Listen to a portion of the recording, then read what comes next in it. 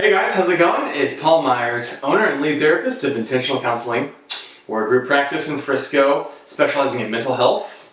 And today I'm going to cover a quick overview of some primary emotions that people feel and like a scientific explanation of those emotions so you can understand them. We all have feelings as human beings, so it's good to have a pretty good grip on why you feel what you feel, where these emotions come from, what they mean, what to do with them. So every emotion has a need underneath it, and so it's trying to tell you something that, hey, you have a need here that needs to be met. And so we're going to cover 4 emotions. We're not going to cover all of them. We're just going to cover 4 that I find most common, and then we'll explain why those emotions are there, the triggers for those emotions, and then the resolution for those emotions, right? So I have a chart here that I have typed out. So we have fear, anger, sadness, guilt. Those are the 4 emotions we're going to cover.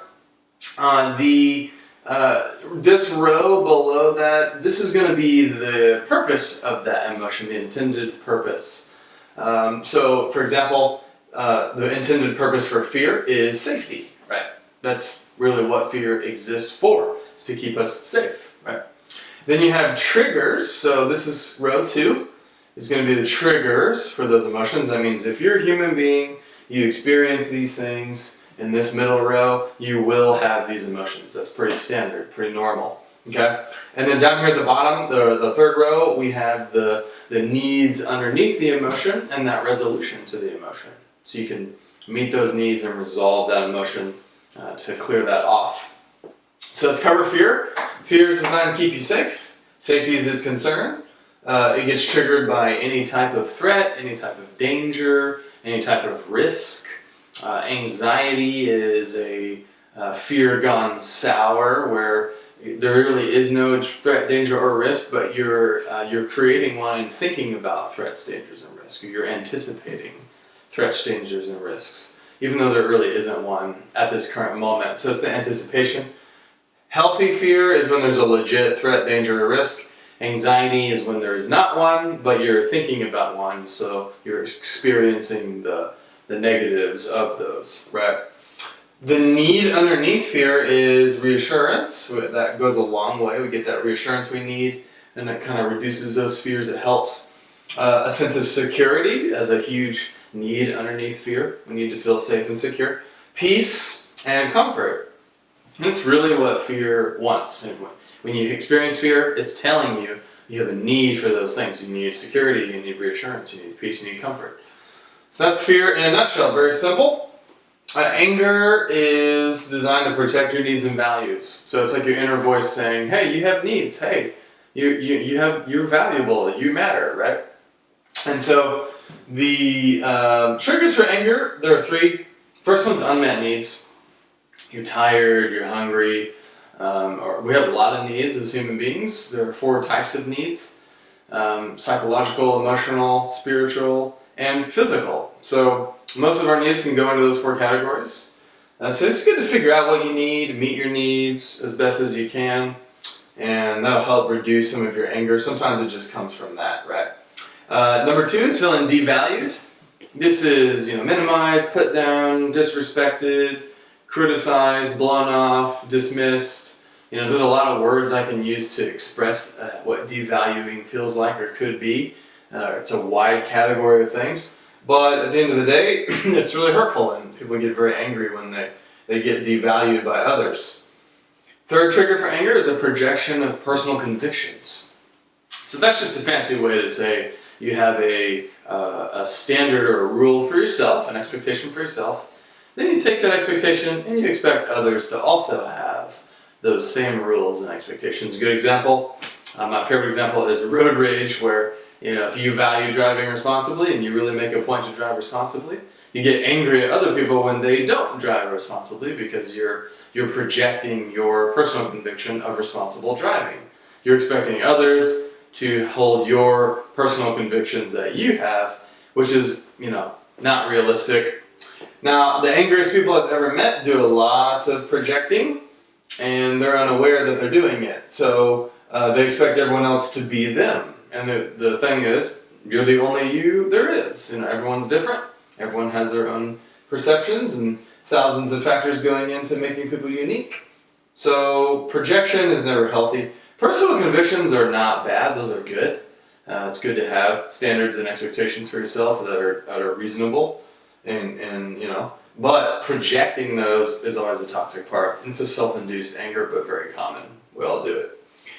The needs underneath anger are respect, validation. Validation is understanding that it's okay to have those emotions. It does not mean you agree with someone. It means you have feelings, and that's okay. Justice, we want that sense of justice if something is wrong, and that sense of fairness. Everybody likes things to be fair as much as possible. Life's not fair, but we're trying to make it as fair as possible. So there's that. Sadness is the next one. The goal of sadness is to heal from loss. It's really designed to help you heal. A lot of people stuff sadness and they don't heal because they bottle it and they never really get worked through that emotion. So triggers for sadness it could be a tangible loss like a spouse, a dog, a job, something like that. Or it could be an intangible loss like hope or an identity or peace. Another trigger for sadness and loss is a sense of rejection or hurt or abandonment. All of that triggers that emotion, very common. The needs underneath sadness, we have a need to grieve. Grieving and getting that emotion out is the only way to heal. So don't fight your sadness, you want to allow it and work through that. That's healthy. Human connection is huge for sadness. A lot of times sadness is trying to tell you need connection with others if you're feeling lonely or hurt or having that emotion. The last one is a positive reframing that has meaning and purpose. So, for example, let's say I lose a parent due to an illness, they die, and I'm really suffering with a lot of pain, a lot of grief. So we mourn that loss, but then we have a positive way of looking at that loss, and we decide what it means to us, and it has meaning and purpose. Okay, so that's an example. Some people do traditions every year when they suffer losses like that, just for healing. Very positive, very encouraging to honor that person or to assign meaning to that loss. Okay. Last one is guilt. Guilt's designed to uphold standards. Sounds like a good thing, but we are going to feel guilty when we violate our own rules that we have for ourselves. We violate those standards. We don't live up to our own standard. Right? Anger is when other people don't live up to your standard a lot of the time, when it's that projection. Guilt is more, I violated my own standard. I didn't live up to my rules. We all have rules that we tend to live by, that we have for ourselves. A lot of those are subconscious, that they tend to come from your childhood or your background or your experiences. But we have rules for ourselves. And so sometimes those rules are realistic, sometimes they're not. The people that I find most guilty typically have the most unrealistic rules for themselves, and they can't ever live up to them. Very unrealistic. So the need underneath this is forgiveness. Forgiveness is very biblical. God forgives us. So who are we not to forgive? We have to forgive others as well as forgive ourselves sometimes. But forgiveness is extremely healing, very powerful, always a good thing in any circumstance. Number 2 is realistic expectations of yourself and of others. So, always lower those expectations will help with that guilt. But give yourself grace and room for error. We're human, right? And the last thing is acknowledgement of limitations. We all have limitations. We all have weaknesses. We all have flaws. So that is okay. That's just a part of being human. We have sin nature in us. We have to work at being honoring and good, and to progress in character and to grow as human beings. That's just an ongoing process, and that's just life. That's everybody. So it's good to cut yourself some slack, acknowledge you have limitations. That's okay, and continue to work and progress and see life as a continual progression.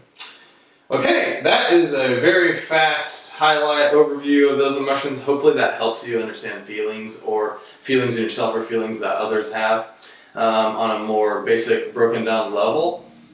If you have questions or comments, leave those below. If you have not gone to counseling, highly recommend it. It's just for people who want to grow and be better. Either myself or a trained therapist would be happy to help you in person or virtually. If you go to intentional-counseling.com, We would be happy to hear from you. Until next time, thanks for watching. Take care.